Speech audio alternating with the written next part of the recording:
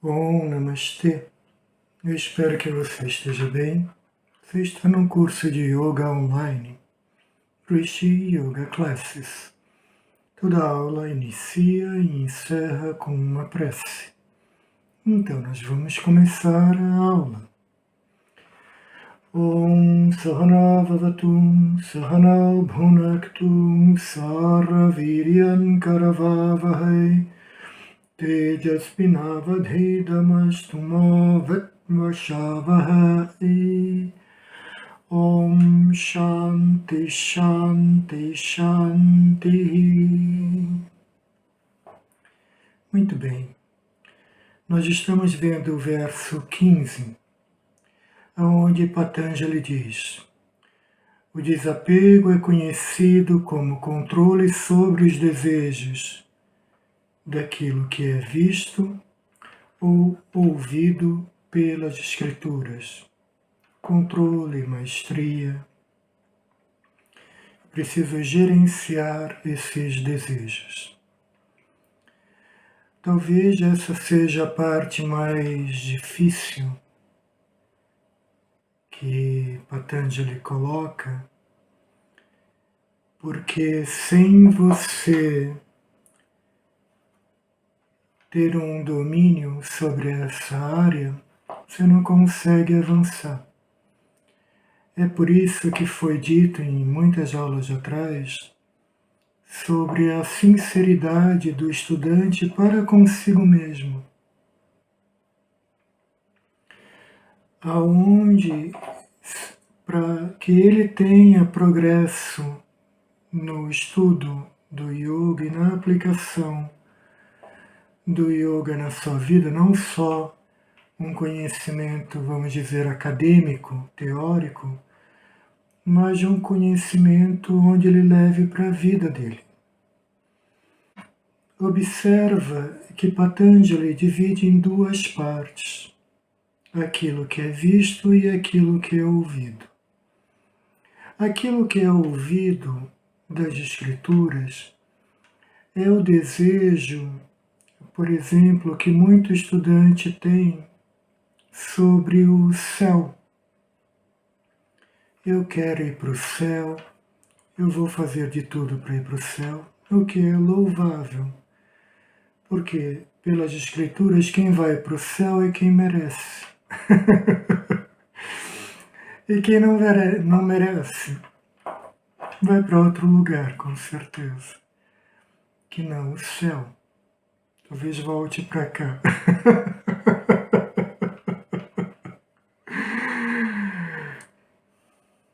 Muito bem. Essa coisa do céu se nota que, inclusive aqui no Ocidente, tem muita gente que vende um terreno no céu, um pedacinho do céu, aplicam até golpes nos coitados que acreditam nisso. Sendo que esse céu, ele não precisa de pagamento algum. Por exemplo, na Índia, a pessoa que vai no templo, ela pode dar uma doação ou não. Tem muito pedinte, aliás, na porta. Tem muita gente vendendo flores, coco e outras ervas que você pode ir oferecer no templo. Então você deixa ali um dinheirinho, compra umas flores e vai oferecer aquilo no templo. Existe também a doação espontânea para o pujári. Pujári é aquele que faz o ritual no templo, que cuida do templo diariamente. O ritual é feito 3 vezes ao dia, pela manhã cedo, na metade do dia e no final de tarde, nos 3 sandhyas, quando sai da noite e vai começando amanhã, a gente chama de um sandhya. Quando está na metade do dia, sai da manhã para o período da tarde. E quando sai da tarde, entrando no período da noite. Então, nesses 3 períodos, normalmente nós vemos rituais, preces, cantos, dentro dos templos, nos mais variados templos. Ok. Esse é um tipo de doação, é espontâneo. Aí vem um movimento para a Índia, isso não é uma crítica, mas vieram alguns movimentos para a Índia, do Ocidente, onde o indiano precisa dar 10%, onde extorquem dinheiro, vendendo essa ideia de céu. E muita gente simples entra nessa barca, abandona os próprios costumes familiares que às vezes vêm de dezenas de gerações, como por exemplo, uma família tradicional na Índia não come carne de nenhuma espécie. E também segue o voto não agressão, ou seja, ele não mata nenhuma barata. Quando ele abandona a cultura dele para abraçar uma ocidental, ele passa a comer carne, ou seja, ele precisa matar um animal, tirar a vida de um animal que vai contra a tradição dele. Muitos expulsam os próprios pais de casa, porque não abraçam a nova religião dele, que não é indiana. E passa a fazer coisas que antes ele não fazia. Tudo em nome dessa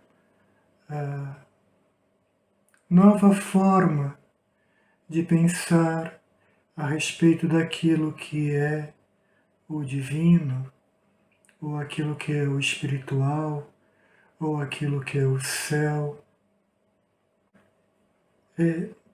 Na escritura indiana também existe o céu.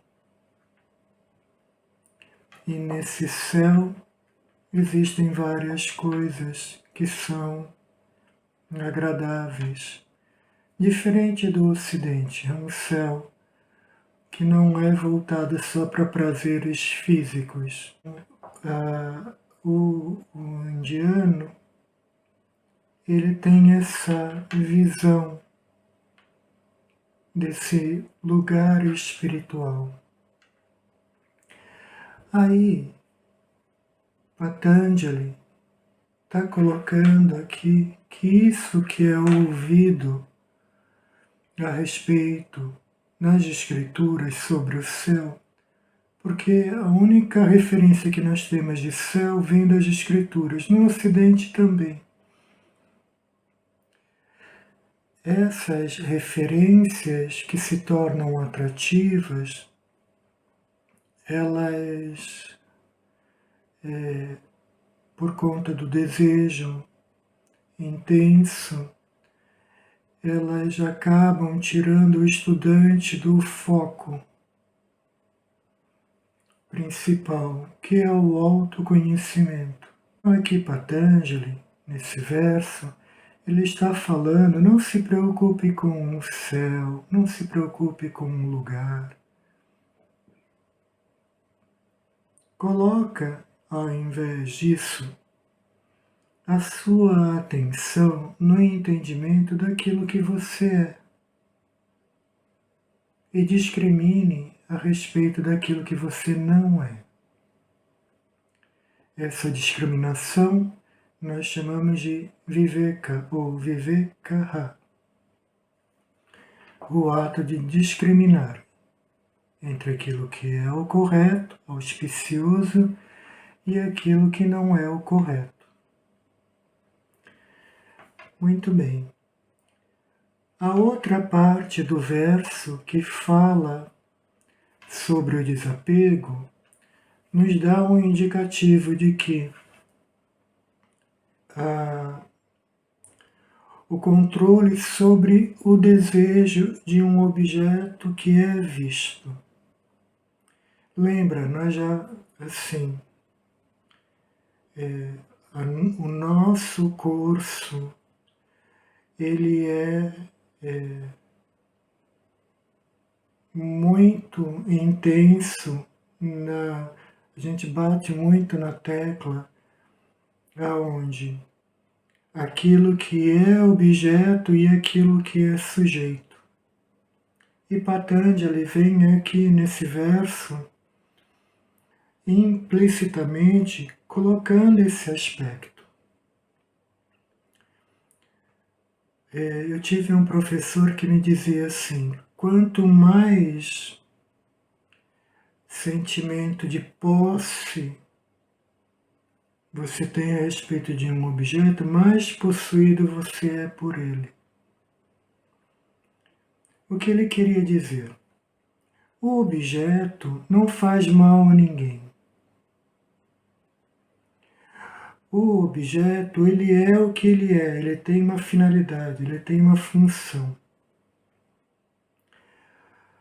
A pessoa que está com o desejo relacionado àquele objeto é o ponto. Então o problema não é o objeto, o problema é a pessoa se deixar levar pelo desejo, a ponto de ignorar o próprio raciocínio, aquilo que é lógico, aquilo que é fato e aquilo que é o correto. Então, muitas vezes, ela deixa de lado isso em função do objeto. O desejo é tão intenso que ela está presa àquele objeto por vontade própria. Por quê? Porque ela não tem um controle sobre esse objeto no sentido de desejo. Quer ver um exemplo simples? Você quer um objeto? Quando você trabalha e você recebe o seu salário, você vai e compra aquele objeto que você deseja. Aquele objeto que você deseja foi comprado com seu esforço, com seu conhecimento. Você estudou, com isso você conseguiu uma profissão, aí você trabalha, ou autônomo, ou para a empresa, e você, no final do mês, tem um montante ali, resultado do seu trabalho. Aí você vai e compra aquele objeto. É uma coisa normal, correta. Muito bem. Mas existe uma outra pessoa que não faz isso, mas ela quer o mesmo objeto que você comprou. O que é que ela faz? Ela subtrai de você, ou sem você ver, que nós chamamos de furto, ou na sua presença, por meios outros, né, que implicam a segurança daquele que está com o objeto, que nós chamamos de vítima. Então ele vai e toma o objeto da pessoa, porque o desejo dele é tão grande que ele não consegue controlar aquele desejo e vai contra tudo aquilo que é o correto. Então ele faz a coisa errada para obter um objeto que uma outra pessoa fez o certo. Veja bem, o desejo sobre o objeto não é um problema muito grande se a pessoa tem buddhi, que é o que? O intelecto na frente, na tomada de decisão dela. Ela não precisa tirar o que é do outro. Ela não precisa tomar o que não lhe pertence. Seja por qualquer meio que seja, passar irmãos para trás, parentes, para ficar com determinada situação financeira, por exemplo, melhor do que a dos outros. Se por algo tem que ser dividido entre todos, aí vem alguém mais esperto do que os outros, faz lá um cambalacho e retira do outro para ficar mais para si. Esse exemplo simples mostra, por exemplo, que a pessoa não usa o intelecto dela para discriminar.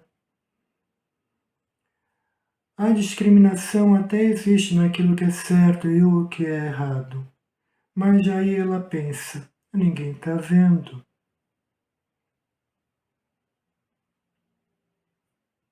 Ninguém vai saber, não é mesmo? Porém, você está vendo.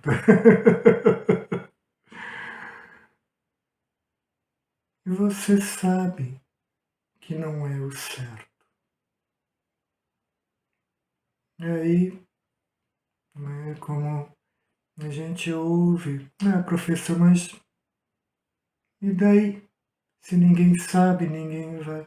Então, lembra da sinceridade? Já quebrou esse voto de compromisso que nós vimos em versos anteriores. E a outra coisa é que toda ação gera um resultado.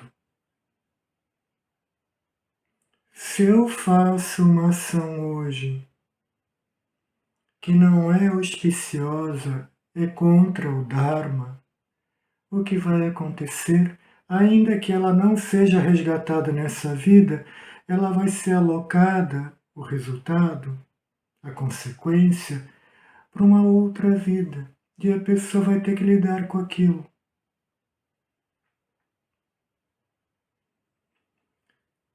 Não tem escapatória.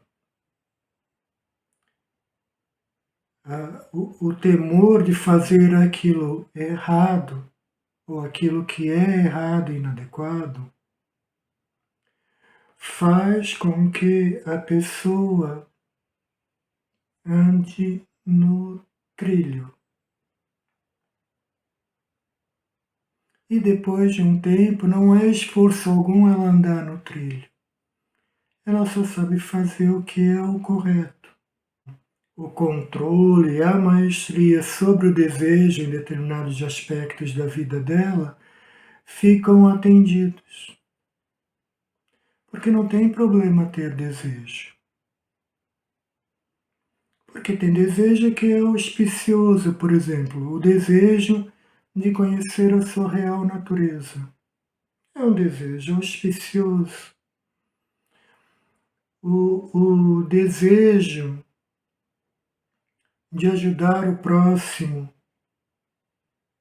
sem nada em troca, sem esperar algo em troca. É um desejo, mas ele, até certo ponto, ele não é danoso, enquanto não fere a integridade da própria pessoa que a ajuda. É o que Patanjali nos coloca aqui. O desejo, o controle disso sobre o objeto que é visto.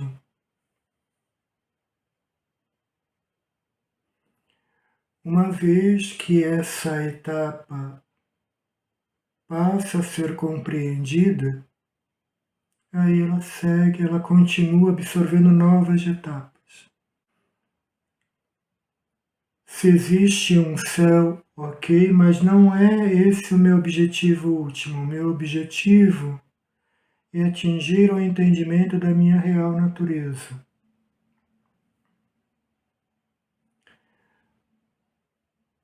O desejo. Se o desejo supera o entendimento e a compreensão, Patanjali pede para que você, estudante, tenha um controle desse desejos por objetos que você vê. Uma vez livre desse desejo que aprisiona o estudante ao objeto, ele fica mais leve para continuar o seu autoestudo. Esse é o ponto de Patanjali no verso 15, ligado ao desapego. Nós continuamos mais falando a respeito de Patanjali e Yoga Sutra na nossa próxima aula. Om Purnamadav Purnamidam Purnat Purnamudachyate Purnasya Purnamadaya Purnameva Vashishate Om Shanti Shanti Shanti Hari Om Sri Guru Pyo Namaha Hari Om. Tudo de bom.